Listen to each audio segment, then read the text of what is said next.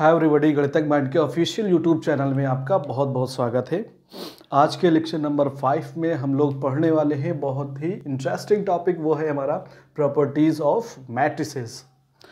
Properties of matrices में जो हमारा सबसे पहले टॉपिक है वो equality of two matrices.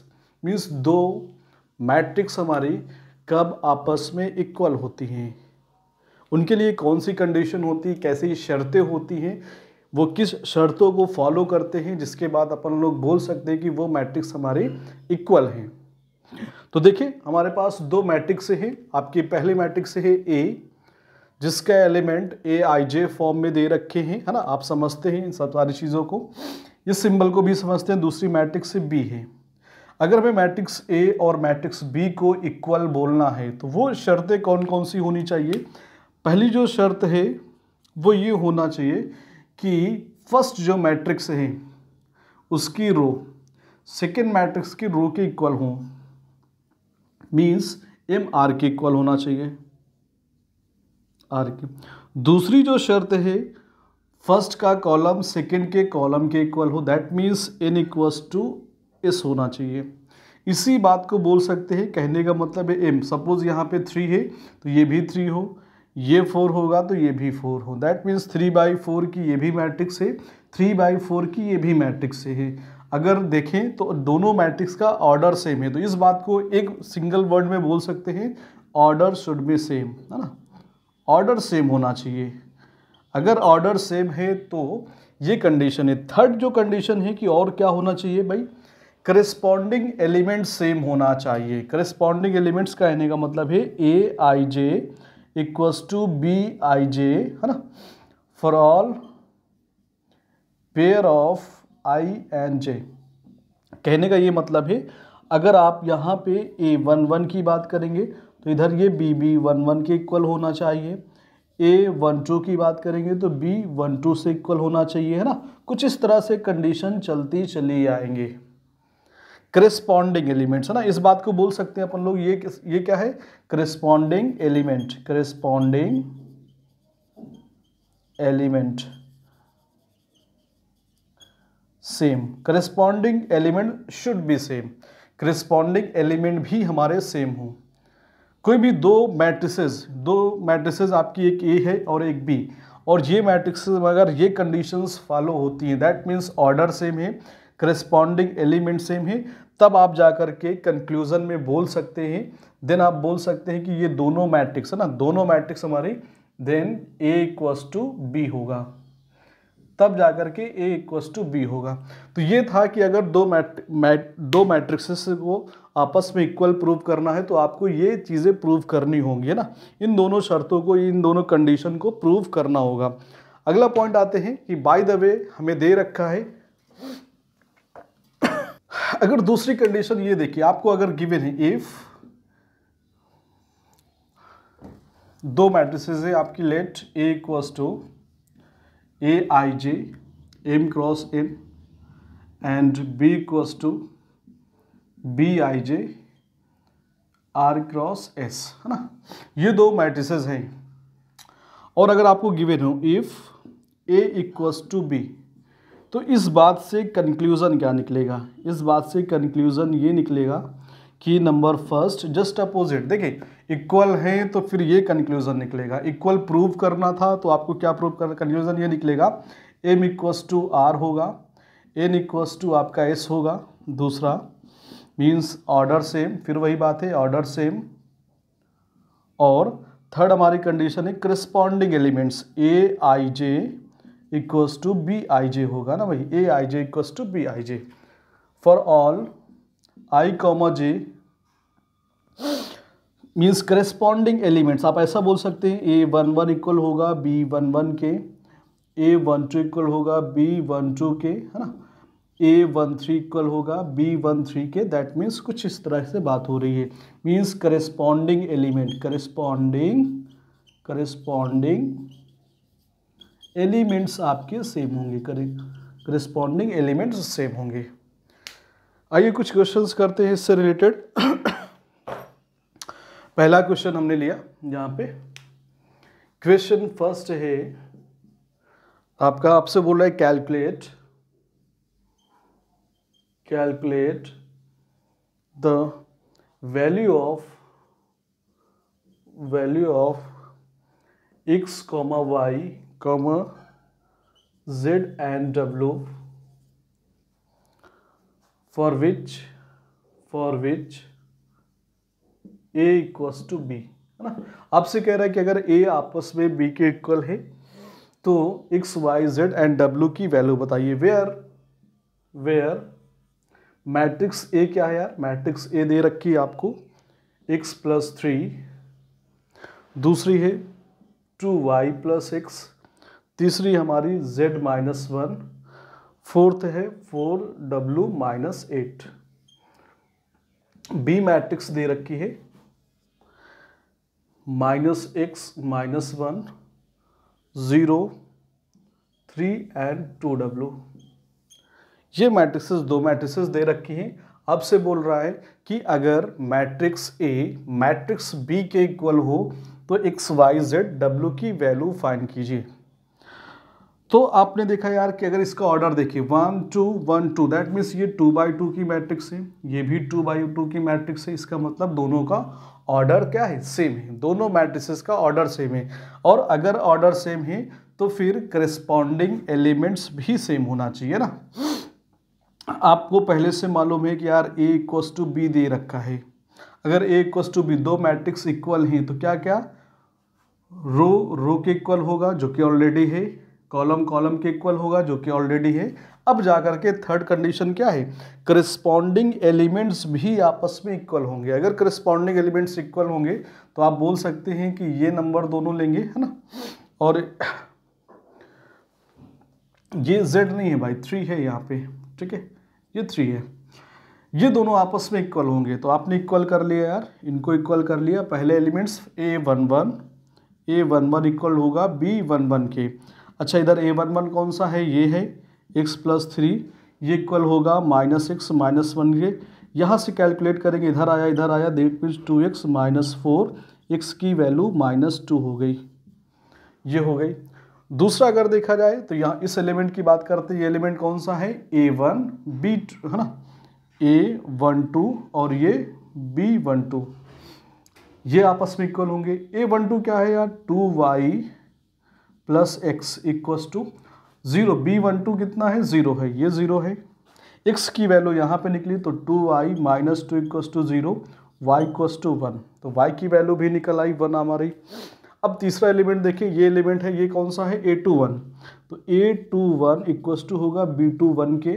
A21 पे है कौन सा, Z - 1 इक्वल टू यहाँ पे कितना यार 3, दैट मीन्स Z की वैल्यू कितनी आ गई, 4 आ गई।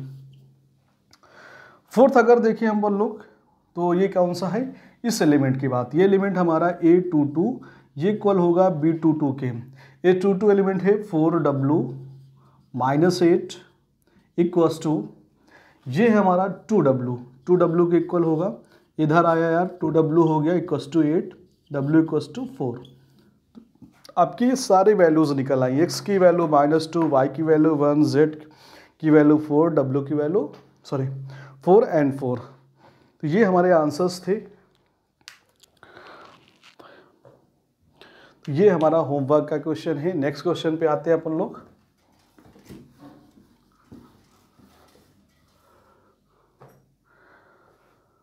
दूसरी प्रॉपर्टी हमारी सेकेंड प्रॉपर्टी नंबर सेकेंड पे अगर अपन लोग आएंगे तो वहाँ पे ये देखेंगे कि एडिशन ऑफ टू मैट्रिसेस, अगला टॉपिक है हमारा addition of two matrices. Addition of two matrices, दो मैट्रिक्स का एडिशन, है ना। कैसे हम लोग दो मैट्रिक्स को आपस में ऐड करते हैं। अच्छा, जैसे एडिशन है सेम रूल आपका सब्ट्रैक्शन का भी है, सब्ट्रैक्शन का भी सेम रूल है। दो मैट्रिक्स हमारी ऐड कब होंगी, कैसे होंगी, अगर इसके बारे में बात की जाए तो सबसे पहली चीज़, अगर आपके पास एक मैट्रिक्स है A जिसके एलिमेंट Aij m × n है, दूसरी मैट्रिक्स है B BIJ R cross S, अगर ये दो मैट्रिक्स है और इन दोनों का सम निकालना है तो पहले चेक करेंगे क्या दोनों का सम पॉसिबल है कि नहीं, है ना। उसके लिए कंडीशन क्या होगी, means condition for addition, condition for addition, है ना भाई। वो क्या है कि इसका रो इसके रो के इक्वल हो, means m equals to r हो, कॉलम के इक्वल हो, दैट मीन्स ये क्या है, ऑर्डर सेम होना चाहिए, ऑर्डर सेम हो। एक सिंगल वर्ड में यही बोल सकते हैं कि यार ऑर्डर सेम हो।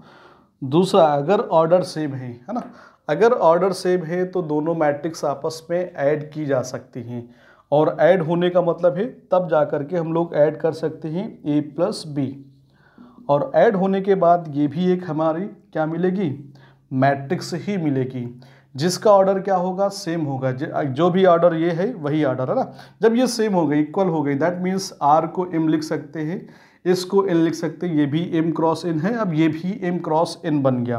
तो इसका मतलब हुआ यार m क्रॉस n की ही मैट्रिक्स हमें मिलेगी। इसके एलिमेंट्स क्या होंगे, इसके एलिमेंट्स क्या होंगे, aij plus bij, means corresponding जो एलिमेंट्स हैं, करस्पॉन्डिंग एलिमेंट्स हमारे ऐड हो जाएंगे।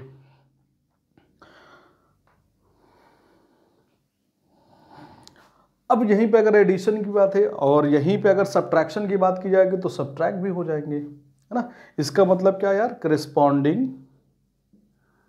करस्पॉन्डिंग एलिमेंट्स ऐड और सब्ट्रैक्ट, वो डिपेंड करेगा कि एडिशन है या सब्ट्रैक्शन है, सब्ट्रैक्ट, है ना। तो ये आपका होगा कि ऐसे एडिशन होने के लिए दो मैट्रिक्स का सम तभी निकाल सकते हैं जब उनका दोनों का ऑर्डर कैसा हो, सेम हो। ऑर्डर सेम होगा, दोनों के मैट्रिक्स को हम लोग ऐड कर सकते हैं। ऐड होने के लिए कैसे, करस्पॉन्डिंग एलिमेंट्स आपस में ऐड होंगे, दैट मीन्स a11 हमारा b11 से ऐड होगा, a12 हमारा b12 से ऐड होगा ना, कुछ ऐसे। मीन्स करस्पॉन्डिंग एलिमेंट्स ही आपस में ऐड होंगे। रो 1 के एलिमेंट्स उधर के रो 1 के एलिमेंट से ऐड होंगे, इधर के रो 2 के एलिमेंट उधर के रो 2 के एलिमेंट से ऐड होंगे। ये हमारी कंडीशन है एडिशन के लिए। तो आइए एक क्वेश्चन करते हैं अपन लोग, एक एग्जांपल लेते हैं कि कैसे अपन लोग परफॉर्म करते हैं एडिशन। तो अपन लोग अगर देखें ए वैल्यू है ना, ए मैट्रिक्स ले लिया हमने, दोनों को ऐड करना है तो आपने ये ए मैट्रिक्स ले ली, 1 2 3 4। पहले तो ये देखेंगे ऐड सब्ट्रैक्ट होने की पॉसिबिलिटी है कि नहीं। तो सबसे पहले अगर ऑर्डर देखेंगे 3/2 है, इसका ऑर्डर देखेंगे ये भी 3/2, इसका ऑर्डर देखेंगे ये भी 3/2, है ना। तो सभी का ऑर्डर सेम है और ऑर्डर सेम है, इसका मतलब एडिशन और सब्ट्रैक्शन पॉसिबल है ना। ऐड या सब्ट्रैक्ट दो मैट्रिसेस को ऐड सब्ट्रैक्ट कर सकते हैं अपन लोग। 3 4 5 6 प्लस बी मैट्रिक्स लेंगे, -3 -2 1 5 4 एंड 3। सब्ट्रैक्ट करेंगे, थर्ड मैट्रिक्स लेंगे, वो है -2 0 4 -1 9 9। ये एलिमेंट्स है। सबसे पहले आओ देखिए, इसको अगर सब्ट्रैक्ट करें ना, एक ही बार में काम कर सकते हैं, वो भी कोई प्रॉब्लम नहीं है। आप एक ही स्टेप पे आगे फाइनल रिजल्ट लिख सकते हो। उसके लिए आपको क्या करना होगा, corresponding elements add and subtract करने होंगे। लेकिन हम लोग स्टेप बाय स्टेप चले। अगर पहले इन दोनों मैट्रिक्स को ऐड करें, है ना, ऐड करें तो ऑर्डर क्या मिलेगा, ये भी 3/2 की है, ये भी 3/2 की, दैट मीन्स 3/2 का ही ऑर्डर मिल जाएगा। सब्ट्रैक्शन आपका ये सी हो गया, है ना, सी कॉपी कर लेंगे यहीं पे। अगर देखिए इसको ऐड करें तो करस्पॉन्डिंग एलिमेंट्स ऐड होते हैं, मीन्स 1, ये पहला है ना, पहला एलिमेंट्स पहले से ऐड हो जाएगा। ये a11 है, ये b11 है, आपस में दोनों ऐड होंगे। जब ऐड होंगे तो 1 -3 कितना होगा यार, -2। ये आपस में ऐड होंगे, 0 आ जाएगा। ये आपस में ऐड होंगे, 4 हो जाएगा। 4 + 5 9 हो गया, 5 + 4 ये 9 हुआ, और ये 6 + 3 ये भी 9 हो गया। सी की अगर बात करें तो सी मैट्रिक्स हमारी -2 0 4 -1 9 एंड 9। अब आपस में ये दोनों मैट्रिक्स क्या हो रही है यार, सब्ट्रैक्ट हो रही है ना, सब्ट्रैक्ट हो रही है। अच्छा ऑर्डर देखिए, ऑर्डर कितना है, 3/2 का ये भी है, 3/2 की मैट्रिक्स ये भी है और 3/2 की मैट्रिक्स ये भी है। तो इसका मतलब सब्ट्रैक्शन पॉसिबल है, सब्ट्रैक्ट कर सकते हैं। कैसे सब्ट्रैक्ट होंगे? अच्छा, जो मैट्रिक्स मिलेगी उसका ऑर्डर भी कितना होगा यार? 3/2 ही होगा। करस्पॉन्डिंग एलिमेंट सब्ट्रैक्ट होंगे। -2 में -2 सब्ट्रैक्ट करेंगे। सब्ट्रैक्ट करने का मतलब है, अगर एक एलिमेंट हम लिख करके आपको बताएं तो आप ये ऐसा बोल सकते हैं, -2 इधर है, माइनस साइन, और ये सब्ट्रैक्ट होगा -2, तो एक्चुअल में ये हो जाएगा, एक्चुअल में ये +2 हो जाएगा, ये -2, रिजल्ट कितना आ जाएगा? 0, है ना। तो ये देखिए -2, अब ये इसकी जो भी एलिमेंट्स इनके साइन अपोजिट कर दें, -2 है, +2 समझ लें और ऐड कर दें, +2 -2 0 0 0 0, -4 +4 0, +1 +9 आपका 10, -9 +9 0, +9 -9 0, है ना। तो फाइनल जो रिजल्ट आया वो ये आया, 0 0 0 10 0 0, है ना। ये मैट्रिक्स फाइनल रिजल्ट आई। अगला क्वेश्चन देखते हैं अपन लोग। तो ये था एडिशन सब्ट्रैक्शन दोनों एक साथ, है ना। हमने दोनों एक साथ परफॉर्म किया, एडिशन एंड सब्ट्रैक्शन। ये एक होमवर्क का क्वेश्चन था, एडिशन सब्ट्रैक्शन होगा, 3/3 ये भी, 3/3 ये भी, 3/3 ये भी, है ना। तो ये हमारा होमवर्क का एक क्वेश्चन है। अगला देखते हैं अपन लोग। देखिए, पहली जो प्रॉपर्टी मीन्स एडिशन की प्रॉपर्टीज क्या है? Number first, addition is commutative, है ना। कम्यूटेटिव वर्ड हम लोग बचपन से सुनते चले आ रहे हैं मैथ्स में, 6th क्लास से, कि ये क्या होता है ना भाई। अगर आपने क्या किया कि इस बात का मतलब ये है कि a + b ऐड करें या b + a ऐड करें, रिजल्ट दोनों का सेम आएगा। इसका जो रिजल्ट आएगा, इसका जो रिजल्ट आएगा, दोनों का सेम मैट्रिक्स आएगा। ये a और b क्या है? मैट्रिक्स है।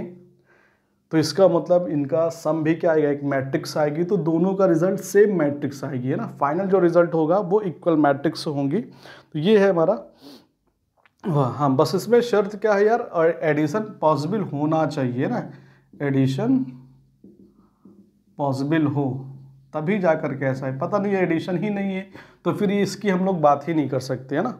एडिशन पॉसिबल हो। एडिशन पॉसिबल कब होता है? जब दोनों मैट्रिसेस का ऑर्डर हमारा सेम होता है। मैट्रिसेस का ऑर्डर सेम होगा तभी जा कर के एडिशन पॉसिबल है। दैट मीन्स आप बोलेंगे तब जा कर के ये कम्यूटेटिव की बात होगी कि आपका a + b = b + a होगा। दूसरा आपकी प्रॉपर्टी है addition is associative. Addition is associative. इस बात का क्या मतलब है? यह भी प्रॉपर्टी हम लोग बचपन से पढ़ते आए कि एसोसिएटिव का मतलब क्या होता है कि अगर आपके पास 3 मैट्रिक्स हैं, ठीक है, 3 मैट्रिक्स हैं,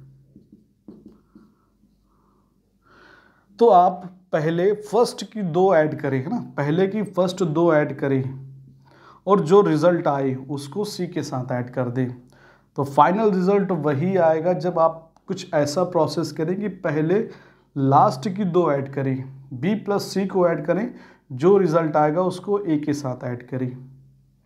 मीन्स a + b जब आप 2 मैट्रिक्स को ऐड करेंगे, एक मैट्रिक्स आएगी, सपोज वो d है, और d + c करेंगे तो फाइनल मान लेते हैं e आता है, ठीक है। वैसे ही b + c करेंगे तो एक मैट्रिक्स आएगी, सपोज वो f है, f को जब a से ऐड करेंगे तो वापस वही वाली मैट्रिक्स आएगी जो इधर आई थी। तो इस बात को बोलते हैं एसोसिएटिव, है ना। ये बोर्ड एग्जाम में इस तरह से प्रूव करने के लिए 3 मैट्रिक्स दे देते हैं, आपसे कह रहा है एसोसिएटिव प्रॉपर्टी प्रूव कीजिए, तो आपको यही प्रूव करना होता है, बस एडिशन वगैरह करना होता है, तो ज़्यादा कोई टफ बात नहीं है। थर्ड है हमारा, थर्ड पॉइंट है cancellation is possible. Cancellation is possible. Cancellation law जो है वो ट्रू होता है यहाँ पे, होल ट्रू। कहने का मतलब मेरा ये है कि सपोज आपके पास लिख रखा है a + b = a + c, तो आप इसको कैंसिल करके आप ऐसा लिख सकते हो, कैसे लिख सकते हो? b = c, ऐसा लिख सकते हैं। जैसे नंबरों के साथ होता है ना, जैसे नंबर्स के, रियल नंबर्स के साथ कैलकुलेशन होती है, कुछ ऐसे ही बात हो रही है।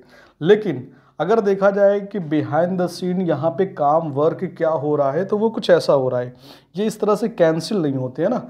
एक्चुअल में क्या हो रहा होता है कि आपने इसको इधर भेज दिया, ये हो गया आपका यार a माइनस का a प्लस का b इक्वल्स टू c। किसी मैट्रिक्स को उसी मैट्रिक्स के साथ जब आप सब्ट्रैक्ट करते हो तो यहाँ पे क्या आता है, नल मैट्रिक्स आती है ना, नल मैट्रिक्स आती है, जीरो नहीं आता, नल मैट्रिक्स आती है plus b equals to c। Null matrix को किसी भी मैट्रिक्स के साथ ऐड करते हो तो रिजल्ट वही मैट्रिक्स आती है, दैट मीन्स b ही आएगा। तो इस तरह से कुछ ऐसा यहाँ पे परफॉर्म होता है, b इक्वल्स टू c, ये निकल के रिजल्ट आएगा। इसी को बोलते हैं कैंसलेशन लॉ, मीन्स कैंसिल आप कर सकते हैं ना। Finally b equals to c आपको मिल जाएगा। तो ये था हमारा कैंसलेशन लॉ।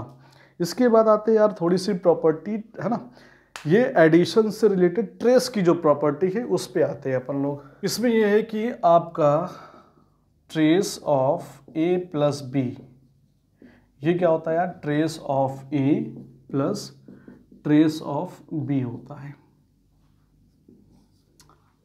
दूसरा यही है कि अगर सब्ट्रैक्शन है trace of a minus b तो वो होता है आपका trace of a minus trace of b।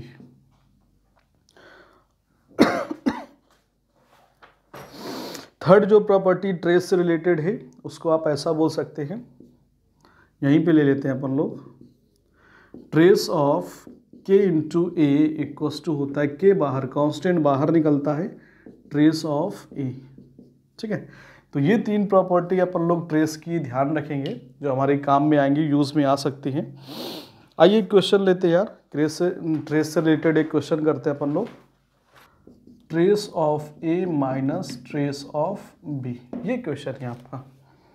करने के दो मेथड हैं, कैसे कि यहाँ से आप क्या करें, ये एक इक्वेशन दे रखी, दूसरी इक्वेशन आप ये काम कर सकते हैं कि मैट्रिक्स A और मैट्रिक्स B की वैल्यू फाइंड करें, एक तो ये हो सकता है ना, और जब मैट्रिक्स A आ जाएगी मैट्रिक्स B आ जाएगी तो उसके ट्रेस निकालने, दोनों को ट्रेस को सब्ट्रैक्ट कर दिया ना। एक तो मेथड ये हो सकता है। दूसरा मेथड ये है कि हम लोग यहीं से इसी को यूज़ करें। अगर हम इस मैट्रिक्स का ना, इसका अगर ट्रेस की बात करें तो trace of A plus two B क्या होगा, तो आप बोलेंगे डायगनल। ट्रेस क्या होता है भाई, डायगनल के जितने भी एलिमेंट्स हैं सबका सम कर लिया जाए। जब इनका सम करने जाएंगे 1 + 1 - 2 दैट मीन्स -1 आ जाएगा। इस बात को अपन लोग ऐसे भी लिख सकते हैं यार कि ट्रेस ऑफ A प्लस 2 बाहर निकल आएगा, 2 times trace of B equals to -1। दूसरा अगर यहाँ पे देखें, दूसरी इक्वेशन है trace of 2A minus B की बात करें तो वो हो जाएगा कितना भाई, है ना। ट्रेस अगर इसका फाइंड करें तो ये ट्रेस, ये यहाँ पे इन सभी का सम 2 + 2 कितना 4 -1 आपका 3 हो जाएगा। जब ये 3 हुआ, अगर इसी ट्रेस अप्लाई करें, मीन्स वो प्रॉपर्टीज अप्लाई करें जो अभी हमने सीखी यहाँ पे, तो ये हो जाएगा 2 बाहर आ जाएगा, 2 times trace of A minus trace of B, trace of B equals to 3, जो हो गया यार। ये दो इक्वेशन है, दो इक्वेशन को सॉल्व करेंगे, ट्रेस ऑफ A निकलेगा, ट्रेस ऑफ B निकलेगा। दो इक्वेशन सॉल्व करेंगे। सपोज आपने ट्रेस ऑफ A को, है ना, ट्रेस ऑफ A को आपने x कह दिया, ट्रेस ऑफ B को क्योंकि लिखने में बार बार दिक्कत हो रही y कह दिया, तो ये इक्वेशन क्या है, x + 2y = -1। ये इक्वेशन बन जाएगी 2x - y = 3। ये दो इक्वेशन सॉल्व करनी है। इक्वेशन सॉल्व करनी आती है यार, इधर 2 से मल्टीप्लाई कर दिया। जैसे 2 से मल्टीप्लाई किया इक्वेशन नंबर 2 में, तो ये बन गया आपका 6, ये बन गया -2y, ये बन गया +4x। इक्वेशन नंबर 3 बोल देते हैं ना।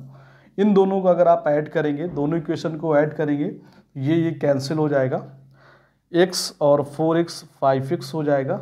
इनको ऐड करेंगे तो -1 + 6 5 आएगा, यहाँ x की वैल्यू 1 आ गई।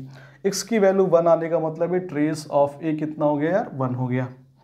दूसरे x की वैल्यू किसी भी एक इक्वेशन पे रखते हैं, यहाँ पे रखी 1, तो ये 1 इधर गया, -2 हो गया, 2 से 2 कैंसिल, दैट मीन्स y की वैल्यू -1 आ गई। y की वैल्यू -1 आ गई मीन्स ट्रेस ऑफ B -1 आ गया।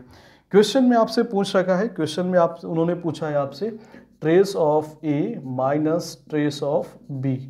ट्रेस ऑफ ए की वैल्यू 1 है, माइनस ट्रेस ऑफ बी की वैल्यू -1 है, दैट मीन्स 2। तो फाइनल आंसर जो है trace of A minus trace of B equals to 2 हो जाएगा।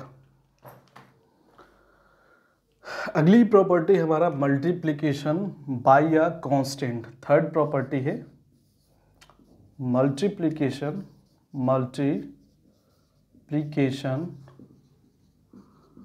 बाय अ स्केलर और अ कांस्टेंट, है ना, जो भी समझे।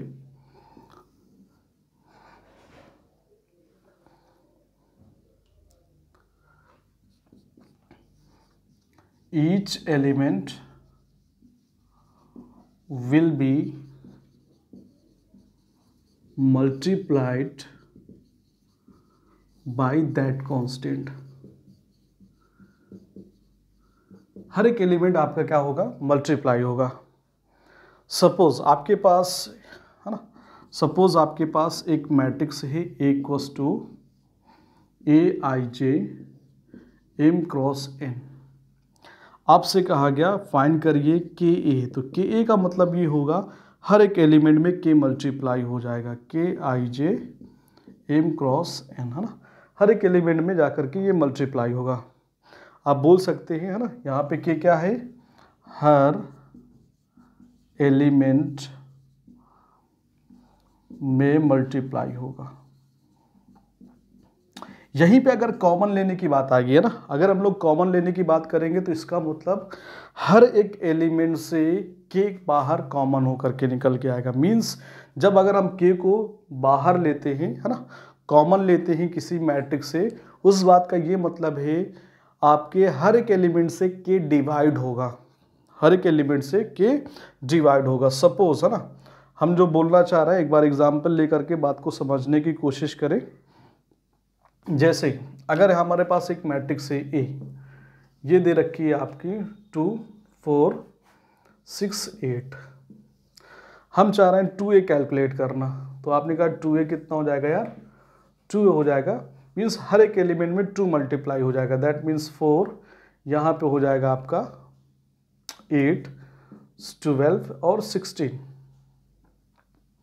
तो ये 2A को सपोज इस मैट्रिक्स को आपने नाम दे दिया B, 4 8 12 16। अब हम ये चाह रहे कि इस एलिमेंट में ना अगर देखें तो 4 सभी के पास है, अगर 4 को कॉमन ले, चलो एक नंबर थोड़ा सा बदल ले यार, यहाँ पे 5 कर ले, 5 करेंगे तो 2 से मल्टीप्लाई होगा 10 हो जाएगा, यहाँ पे 10 आ गया, ठीक है।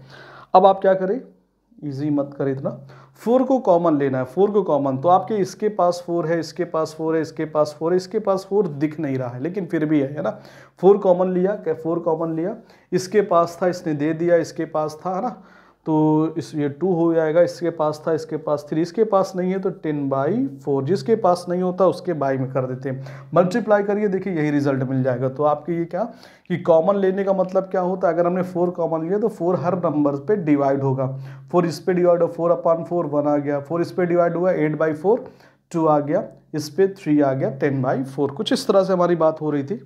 तो आई थिंक बात समझ में आई होगी आपको कि किसी भी कांस्टेंट से या स्केलर से किसी मैट्रिक्स में मल्टीप्लाई करने का क्या मतलब होता है कि हर एक एलिमेंट से जाकर के वो मल्टीप्लाई होता है। यहाँ पे देखिए, है ना, हर एक एलिमेंट से जाकर के मल्टीप्लाई हुआ। तो ये था हमारा multiplication by a constant in a matrix. एक थोड़ा छोटा सा नोट है, if A is a square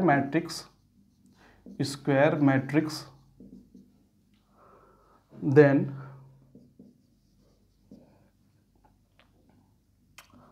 first जो है वो trace of k equals to क्या होगा, के इंटू ट्रेस ऑफ ए, शायद ऑलरेडी हो चुका है, चले कोई बात नहीं, फिर से लिख ले, क्योंकि अभी हमने मल्टीप्लाई करना सीखा, किसी भी मैट्रिक्स में कांस्टेंट से मल्टीप्लाई करना सीखा, तो ये प्रॉपर्टी यहाँ पे भी आ गई।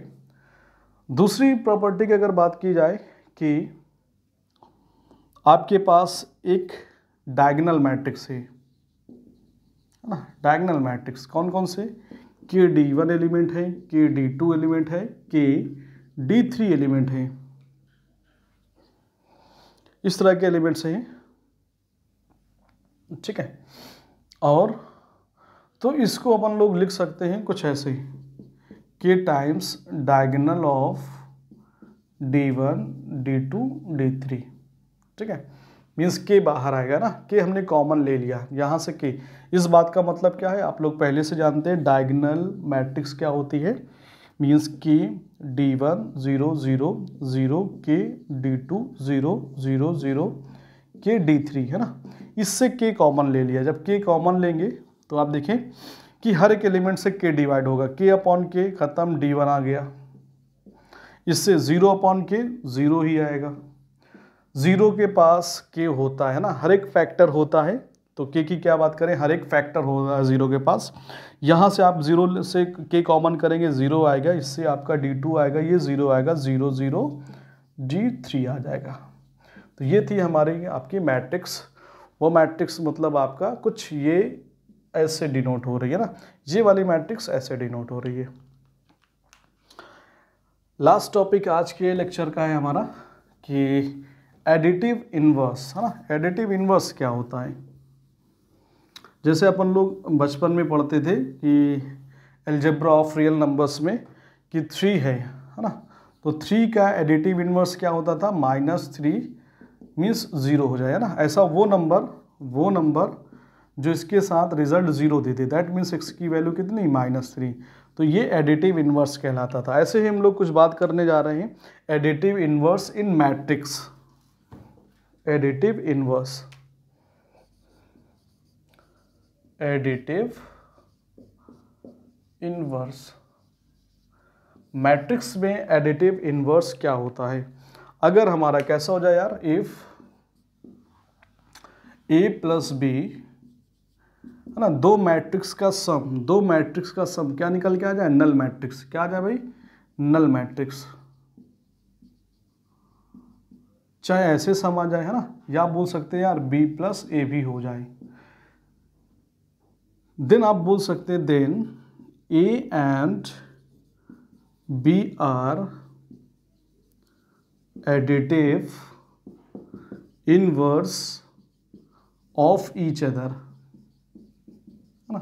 ये फिर आपकी एक दूसरे की एडिटिव इनवर्स कहलाती है। कब, जब दो मैट्रिक्स का सम कैसा आ जाए, नल मैट्रिक्स आ जाए ना। नल मैट्रिक्स, जैसे ही नल मैट्रिक्स आती है तो आप उसको एडिटिव इनवर्स बोल सकते हैं। किसको, एक बी की एडिटिव इनवर्स है, बी का एडिटिव इनवर्स ए है ना, ऐसा बोल सकते हैं।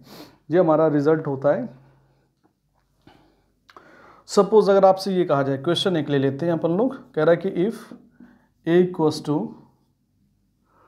1 -1 3 2, find additive inverse of, find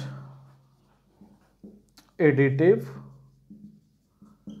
inverse of A का एडिटिव इनवर्स बताइए, है ना। तो हमने कहा यार एडिटिव इनवर्स क्या होता है, मान लेते हैं A का एडिटिव इनवर्स B है, A का एडिटिव इनवर्स क्या है, B है। इसका मतलब इन दोनों का सम क्या आएगा, नल मैट्रिक्स आएगी। A की वैल्यू कितनी दे रखी है यार, 1 -1 3 2 + B = नल मैट्रिक्स। ये इधर जाएगा तो B = हो जाएगा आपका नल मैट्रिक्स 2/2 की ले लेंगे, 0 0 0 0 माइनस, ये हो जाएगा 1 -1 3 2, सब्ट्रैक्ट कर देंगे। जब सब्ट्रैक्ट करेंगे तो -1 आएगा, प्लस का 1 आ जाएगा, माइनस का 3 माइनस का 2।